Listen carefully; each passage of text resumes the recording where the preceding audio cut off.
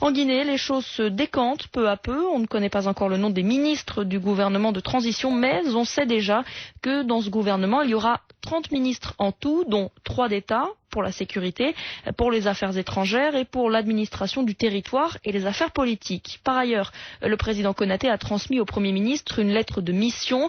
Il lui demande d'œuvrer à l'organisation d'élections libres, crédibles et transparentes. Enfin, les forces vives qui regroupent partis politiques, syndicats et sociétés civiles viennent de se mettre d'accord sur un projet d'accord politique global interguinéen. Quel est le but de ce projet?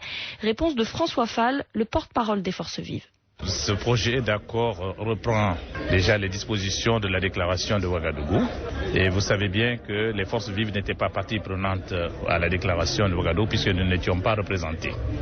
Mais nous avons de facto accepté la déclaration de Ouagadougou, étant donné que nous avons déjà proposé un Premier ministre qui a été déjà nommé. Donc nous sommes partie prenante.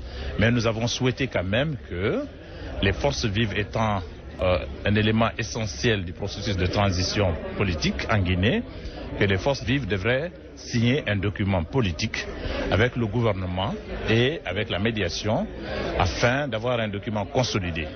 Je ne peux pas donner tous les détails étant donné que ce n'est qu'un projet que nous allons soumettre au gouvernement, au président de la transition et au président du FASO. Quels sont les principaux objectifs de cet accord global? Est-ce d'encadrer le Premier ministre?